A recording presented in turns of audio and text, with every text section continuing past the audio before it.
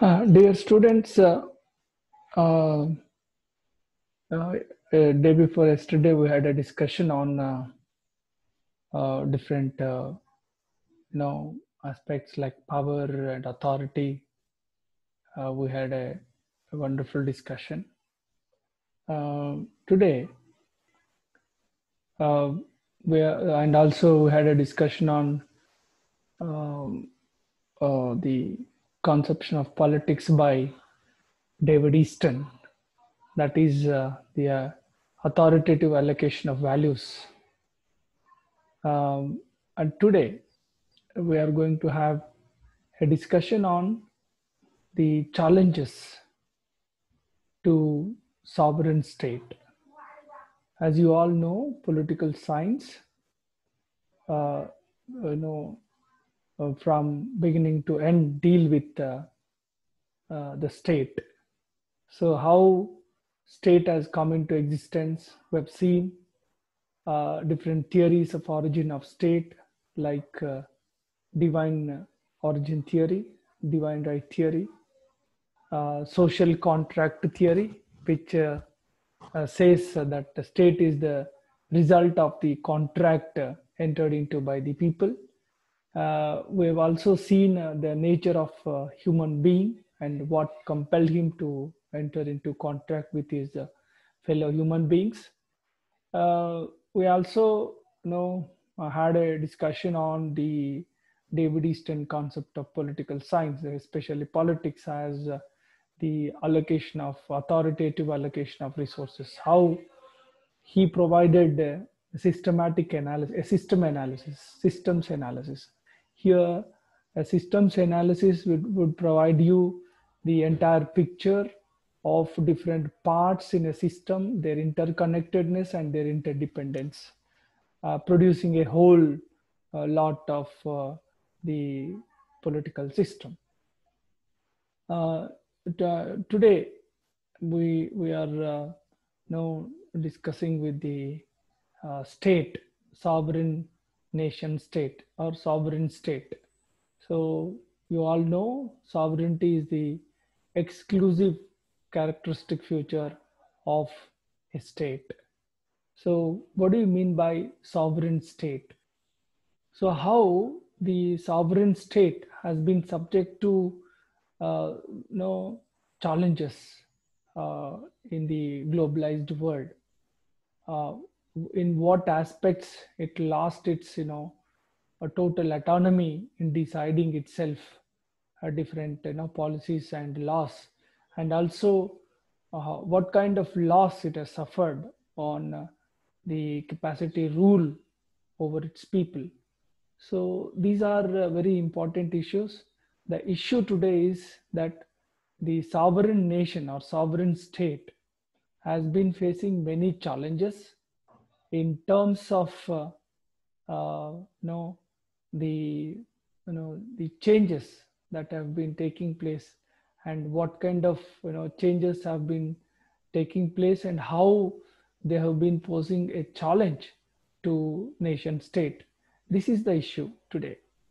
So how far nation state has been able to face the challenge, and in the globalized world, and after the globalized world, now we are witnessing a phase where the forces are running against the forces of globalization, and there is a kind of reassertion by the sovereign state in taking part in the global economy or in global politics. There is a kind of uh, tendencies in politics across the countries. We have seen that the trend is towards more and more inward looking rather than outward looking for the last 3.5 decades. So today we are going to have discussion on the challenges to nation state. Uh,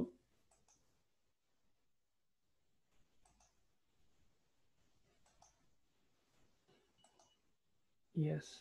So before going to address the question of challenges to the nation state, let us try to understand what is sovereign state. What is sovereignty especially? Sovereignty means a state having or exercising absolute supremacy on domestic affairs within its territory. This is important. Absolute supremacy on domestic territory, the absolute right to govern its people, and freedom from any outside interference in above affairs. This is what do you mean by sovereignty. It has absolute supremacy on domestic affairs, and it has got absolute right to govern its people the way it wants, and also it will have freedom and autonomy from any outside interference in these affairs, in making laws and in ruling the people the way it wants. So this is what sovereignty means. Now let us see another uh, definition. Uh, According to international law, the right that every state independently define or change its political or economic order on the basis of its will and without external interference, to sign international agreements and to exercise highest power over a territory and jurisdiction over its people. So it is legal and political implication. It can rule, without any constraints or its people and its territory. It will have highest power over its territory, and uh, it will decide um, its political and economic order on the basis of its will and without external interference. So this is what sovereignty means. So we should understand broadly sovereignty as the absolute power to rule its people, that is one thing, and make laws it wants, and also externally it will have autonomy and independence. So this is what sovereignty means. It means, see, ability to make laws and implement them within its territory. That's one aspect. And another one is its capacity to function without outside influence. So it will function without any outside influence, and it accepts no higher authority. So state is the highest authority within a territory. So this is what we mean by sovereignty.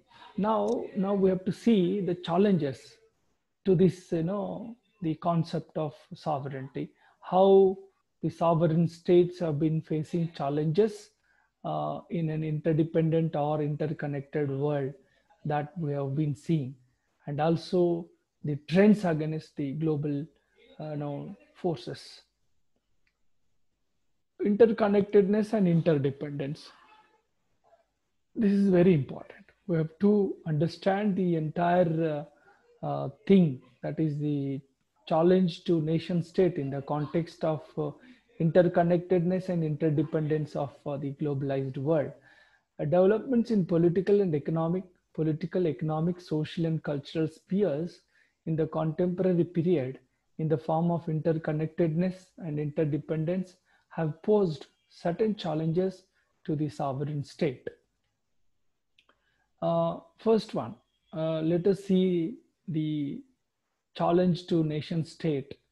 In a globalized world, or when international law or international political system has emerged after Second World War, many nation states or many nations have to take membership of many international and regional organizations like UNO, United Nations Organization, International Atomic Energy Agency, WTO, World Trade Organization. These are the and also regional memberships like SARC, ASEAN. There are certain regional memberships, nation states are taken, and they had to work keeping in mind those obligations out of the membership of those world and regional organizations, and also treaties, non-proliferation treaty, general agreement on trade and services, environmental treaties, etc. So these treaties impose a kind of obligation on the states, which have to keep in mind before making laws, and also before making changes in their laws. uh, IAEA inspections, International Atomic Energy Agencies, conduct inspections if any nation state or any state conducts, nuclear weapons or nuclearization of their weapons, so that the nuclear weapons won't be spread to many countries or some of the responsible states. So, and arms embargo, how certain states impose arms embargo, that they will impose exports and import, the embargo on exports and imports, so that the state would be regulated, or state would be subject to a kind of punishment.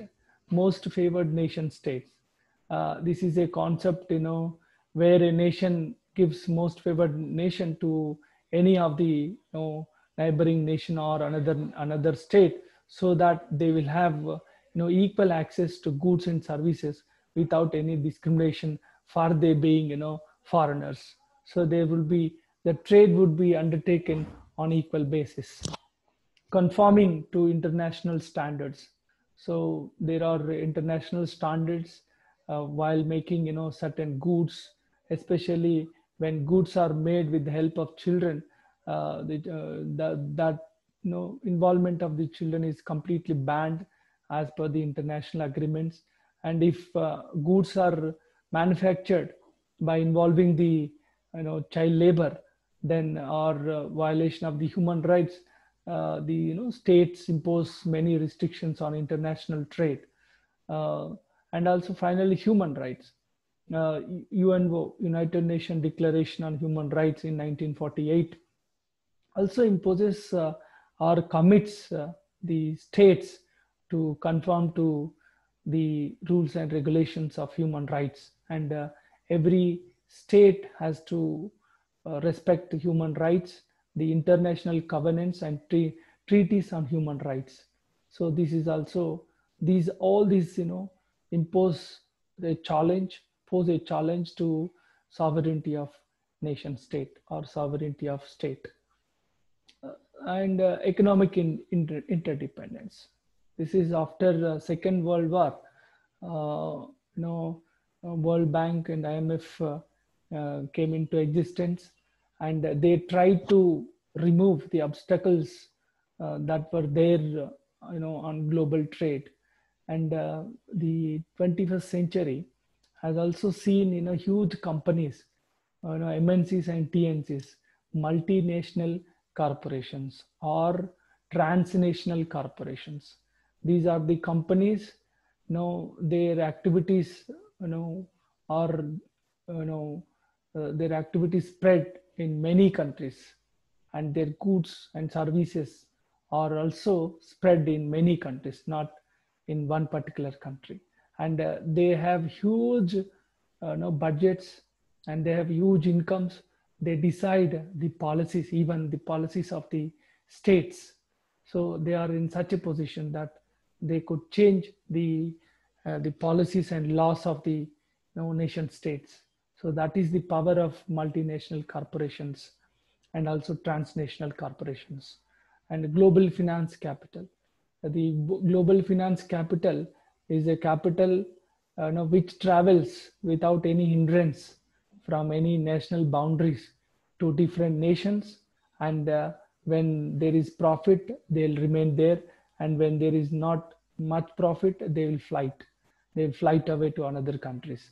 So that is how the global finance capital, without producing any goods and services, just by moving from one country to another where there is more profit, they'll remain there. Otherwise, they will simply fly off. So that will create a global crisis, and nation states are at the mercy of global finance capital in many activities, or in many when a nation state tries to use its resources for its people, and it is constrained. Really, it is constrained to use its resources for the benefit of its own people.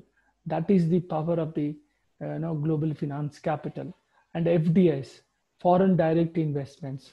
These foreign direct investments, every nation state, every state today tries to attract foreign direct investments so that they will have more production and growth. And for that they are changing their the laws, and also they are changing the industrial policies, or they are trying to privatize the industries. And this has created a kind of situation where states are badly constrained to work for the benefit of its own people. And World Bank and IMF, this World Bank gives loans, and IMF gives aids the countries when they are in crisis, when in the crisis of balance of payments, like that. And these institutions impose so many restrictions before giving loans. The main restrictions are so famous that they will impose conditions where a state has to privatize its industries, privatize its services, and the private sector will have more freedom to run the to have a influence on the functioning of economy of sovereign state. So this economic interdependence and the dominance of international finance capital, and also the conditions imposed by World Bank and IMF, will put so many restrictions on the free and fair functioning of sovereign state. So these are really great challenges to nation state or sovereign state. And then international non-governmental organizations. There are so many international non-governmental organizations. They deal with global issues that cannot be addressed by states within their national boundaries. So today there are so many global issues like environmental issues, human rights issues, poverty, diseases. There are so many issues that cannot be properly dealt within the boundaries of sovereign states. And there are organizations like Amnesty International, Human Rights Watch, Oxfam International, Doctors Without Borders. These provide different services like human rights, disease control and disease cure, and also reports on poverty and inequality. These help the nation states and also impose moral limitations or moral constraints on nation sovereign states uh, to have a kind of benefit to entire humanity. So that is why the international governmental organizations bring ethical pressure on sovereign states. And sometimes sovereign states, especially weak or developing states, suffer because of all these issues. And they impose so many conditions and ethical norms. Then so many issues, environmental issues, just now I've said, biodiversity, poverty, development, and human rights. These are the issues often look like they are beneficial to entire humanity, but in reality what happens, these issues are sometimes used by the developed nations to exercise a kind of dominance over developing nations or developing states. So these issues are also able to put some restrictions or pose some challenge to sovereign states. And humanitarian intervention. We heard humanitarian intervention to when civil war takes place, and one group kills or another group in these in same sovereign state, and the United Nations organization or the coalition of developed states they intervene in the name of they undertake humanitarian intervention to protect the common people. We have seen such humanitarian intervention in Korea, Congo, Kosovo, etc. They were the great, and they were the unforgettable, uh, inhuman events on world stage.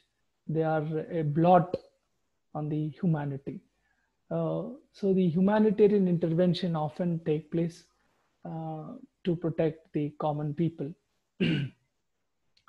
Military intervention, and some of the dominating states like America, intervened in Iraq in the name of inspecting, or in the name of preventing the country from making nuclear weapons or biological weapons. And also it intervened in America, and threatened military intervention in Syria. The occupation of territories are some of examples of serious challenges to sovereignty. So the developed nations, especially America, they intervenes, when its benefits are at threat or at stake, to have an unwanted advantage, or uh, taking one reason or the other reason, or they try to occupy the territories of the sovereign state, and sometimes they intervene militarily. Arbitrarily they intervene into internal affairs of other sovereign states. So this military kind of intervention is really a challenge to sovereign state. Secessionism. Groups based on ethnic identity demanding a separate state is a global phenomenon. LTT, you take the Tamilians in northern Sri Lanka have been demanding for separate state or separation from Sri Lanka. That led to a lot of civil war, and finally LTT was completely washed out or wiped out. Even now, even after wiping out of LTT, there are many groups demanding separate state based on the ethnic identity. The conflict between Russia and Chechens is also one of the famous secessionist movements in the world. Slavs and Kosovians, Indonesia and Timor, etc., are some of the ethnic secessionist movements which have been threatening the very sovereign state in those places. And technology, and because of the technology, the mobility has increased, and also interdependence has increased. Interconnectedness, interdependence has increased. So many countries depend on foreign trade, and also remittances of their own people who settle in other countries. So this technology has made it possible, especially information technology. Earlier, it was automobile technology. Automobile technology, many countries had to import the automobile technology to improve their economies, and they had to adjust their economic setup to attract, technology from developed nations. And in the process, there used to be many challenges to its sovereignty. And communication technology have improved. Communication technology is sought to be imported by many countries, and there is so much of interconnection between sovereign nations, sovereign states. And information technology, because of the internet and other digital technology, have created a kind of situation where every citizen, or every person, or every human being in any part of the world being observed by the companies that are based in US, that are based in China. And these companies have advantage, unwanted or unwanted advantage over the people, and their interests, and also their desires. They impose a kind of you know kind of obligation on the people without their knowledge. And this information technology is is a threat to privacy, and also threat to sovereignty of nation states. And military technology, today military technology has developed to such an extent that no country in the world is immune to attack. Any country, or especially the weapons, the nuclear weapons, the countries which have nuclear weapons can pose a threat to any part of the world or any sovereign state. So military technology has removed the natural obstacles, physical or geographical obstacles today. So the technology is also a challenge to nation or sovereign states. Uh, and phases, different phases. We have seen, Cold War phase after Second World War till 1990. There was a Cold War, and that Cold War, there were two military camps. One was headed by Russia, and another was headed by, America. And every nation state which got independence had either to join one camp or the other. That was the situation. So the many states, sovereign states, could not withstand the pressure from the two superpowers. Either so they had to align themselves with any one camp at the time. That was the situation during the Cold War, where there was so many challenges to sovereign states, especially to the developing nations, developing countries. And non-aligned movement. It was the Indian contribution to non-aligned movement. The movement was, not to get entangled with any of the two power blocks. It is a kind of having, independent foreign policy. It was designed. One of the great proponents of this movement was our own leader Jawaharlal Nehru, and during the time, the non-aligned movement, provided a kind of support to developing nations to protect their autonomy in international affairs. And changing geopolitics today, after the collapse of USSR in 1990, and with the unipolar world that we have today, mm, and also especially in last 10 years or in one last decade, the politics has been changing. China is becoming the superpower, and therefore in this context, technologically and geopolitical aspects, China is marching ahead. And in this in this changing geopolitics, there is a tussle, intense tussle between China and America. And terrorism. And terrorism, because of terrorism, states have to cooperate, among themselves, and also the terrorism is a great threat to nation, sovereign state. They are, attacking. They are, cross-border terrorism is being promoted by neighboring countries, which pose serious threat to sovereign states. And reassertion of sovereign national politics. In the last one decade, especially in the last 5 or 6 years, throughout the world, in many countries, you will see ultra nationalism. That is, in the name of nationalism, they are trying to reassert themselves. And xenophobia, there is, because of the 2 or 3 decades globalization, many foreigners settled in many countries, posing a kind of leading to a kind of xenophobia towards foreigners and majoritarian politics. Because of the globalization and global technology, only a few people benefited, and the locals, suffered lack of employment opportunities. And many national leaders are trying to play on majoritarian politics to benefit electorally.